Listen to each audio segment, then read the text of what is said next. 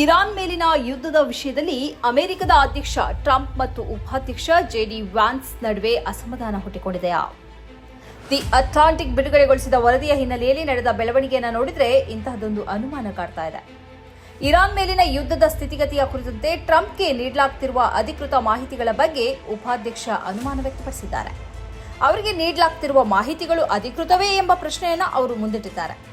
ಈ ಬಗ್ಗೆ ಅಟ್ಲಾಂಟಿಕ್ ಬಿಡುಗಡೆಗೊಳಿಸಿದ ವರದಿಯು ಇವರ ನಡುವೆ ಯುದ್ಧದ ವಿಷಯದಲ್ಲಿರುವ ಭಿನ್ನಾಭಿಪ್ರಾಯವನ್ನು ಬಹಿರಂಗಕ್ಕೆ ತಂದಿದೆ.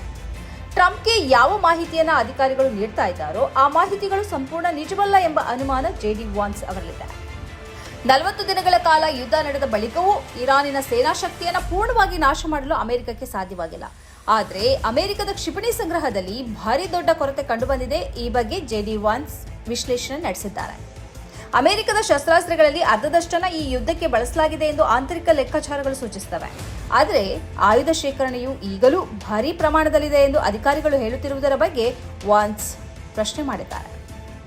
ಟ್ರಂಪ್ ಅವರಿಗೆ ನೀಡ್ತಾ ಇರುವ ವರದಿ ನಿಜವೇ, ಅಧಿಕೃತವೇ ಎಂದವರು ಅನುಮಾನ ವ್ಯಕ್ತಪಡಿಸಿದ್ದಾರೆ. ಮಾತ್ರ ಅಲ್ಲ, ಇರುವುದಕ್ಕಿಂತ ಹೆಚ್ಚಾಗಿ ಮತ್ತು ಉಬ್ಬಿಸಿ ಟ್ರಂಪ್ ಅವರಿಗೆ ಅಧಿಕಾರಿಗಳು ವರದಿ ನೀಡ್ತಾ ಇದ್ದಾರಾ ಎಂಬ ಸಂದೇಹ ಅವರಲ್ಲಿದೆ ಎಂದು ದಿ ಅಟ್ಲಾಂಟಿಕ್ ವರದಿಯಲ್ಲಿ ಹೇಳಲಾಗಿದೆ.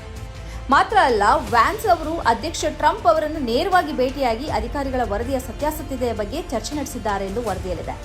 ಜೊತೆಗೆ ರಕ್ಷಣಾ ಸಚಿವ ಪೀಟ್ ಹೆಗ್ಸೆತ್ ಮತ್ತು joint chief chairman Dan Caine ಇಬ್ಬರೂ ಇರಾನ್ಗೆ ಭಾರೀ ನಾಶನಷ್ಟ ಉಂಟಾಗಿದೆ ಅಂತ ಹೇಳ್ತಿರುವುದರ ಮಧ್ಯೆ ಜೆಡಿ ವ್ಯಾನ್ಸ್ ಅವರು ಈ ಅನುಮಾನ ವ್ಯಕ್ತಪಡಿಸುತ್ತಿದ್ದಾರೆ ಎಂದು ವರದಿಯಲ್ಲಿದೆ.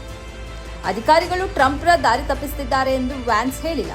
ಆದರೆ ಇಂತಹ ವಿಚಾರಗಳಲ್ಲಿ ಸ್ಪಷ್ಟ ಚಿತ್ರಣ ಸಿಗಬೇಕು ಎಂದು ಇವರು ಬಯಸ್ತಾ ಇದ್ದಾರೆ ಎಂದು ವರದಿಯಲ್ಲಿದೆ. ಇರಾನಿನ ಸೇನಾ ಶಕ್ತಿ ಈಗಲೂ ಉಡುಗಿಲ್ಲ, ಅದು ಗಟ್ಟಿಯಾಗಿದೆ. ಆದ್ದರಿಂದ ಅಮೆರಿಕದ ಆಯುಧ ಶೇಖರಣೆಯ ಬಗ್ಗೆ ಸ್ಪಷ್ಟ ಚಿತ್ರಣ ಬೇಕಿದೆ. ಅಮೆರಿಕದಲ್ಲಿ ಆಯುಧಗಳು ಭಾರೀ ಪ್ರಮಾಣದಲ್ಲಿ ಖರ್ಚಾಗಿವೆ ಎಂಬುದು ಮುಂದಿನ ಯುದ್ಧಕ್ಕೆ ದೊಡ್ಡ ಸವಾಲಾಗಲಿದೆ ಎಂದು ಅಮೆರಿಕದ ತಜ್ಞರು ಹೇಳಿದ್ದಾರೆ.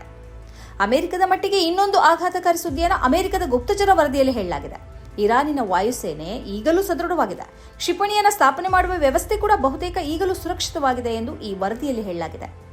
ಹಾರ್ಮುಜ್ ಜಲಸಂಧಿಯಲ್ಲಿ ನೌಕಾಪಡೆಯನ್ನು ಸಜ್ಜುಗೊಳಿಸುವ ಮತ್ತು ಕಾವಲು ಕಾಯುವ ಶಕ್ತಿಯನ್ನು ಇರಾನ್ ಈಗಲೂ ಉಳಿಸಿಕೊಂಡಿದೆ ಎಂಬುದು ಅದರ ಶಕ್ತಿಯನ್ನು ಸೂಚಿಸುತ್ತದೆ ಎಂದು ವರದಿಯಲ್ಲಿದೆ. ಅಂತೂ ಯುದ್ಧ ಕೊನೆಗೊಂಡಿಲ್ಲ, ಯಾವ ಸಮಯದಲ್ಲೂ ಯುದ್ಧ ಮರುಕಳಿಸಬಹುದು ಅನ್ನುವ ಸ್ಥಿತಿ ಇದೆ. ಇನ್ನೊಂದು ಕಡೆ ಟ್ರಂಪ್ ಅವರಿಗೆ ಜಾಗತಿಕವಾಗಿ ವಿರೋಧ ವ್ಯಕ್ತ ಆಗ್ತಾ ಇದೆ. ಈ ವಿರೋಧವನ್ನು ತಗ್ಗಿಸುವ ಸಲುವಾಗಿ ಅವರು ಈ ಮಧ್ಯಂತರ ವಿರಾಮವನ್ನು ಪಡೆದುಕೊಂಡಿದ್ದಾರಾ ಎಂಬ ಪ್ರಶ್ನೆಯೂ ಇದೆ.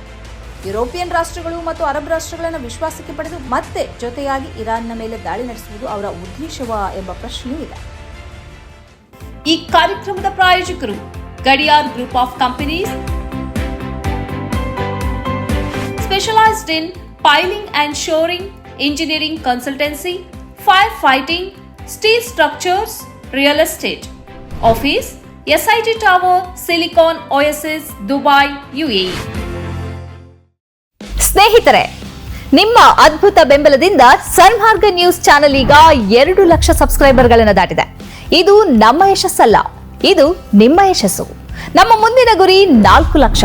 ಇದು ಕಷ್ಟವಲ್ಲ, ನೀವು ಮಾಡಬೇಕಾದದ್ದು ಸಿಂಪಲ್. ನೀವು ಸನ್ಮಾರ್ಗ ನ್ಯೂಸ್ ಚಾನೆಲ್ ವಿಡಿಯೋವನ್ನ ನಿಮ್ಮ ಸ್ನೇಹಿತರಿಗೆ, ಕುಟುಂಬದವರೊಂದಿಗೆ ಹಂಚಿಕೊಳ್ಳಿ ಮತ್ತು ಅವರಲ್ಲೂ ಸಬ್ಸ್ಕ್ರೈಬ್ ಮಾಡಲು ಹೇಳಿ. ನೀವು ಶಕ್ತಿಯನ್ನು ಕೊಡಿ, ನಾವು ನಿಖರ ಸುದ್ದಿ ಕೊಡ್ತೇವೆ. ಧನ್ಯವಾದಗಳು.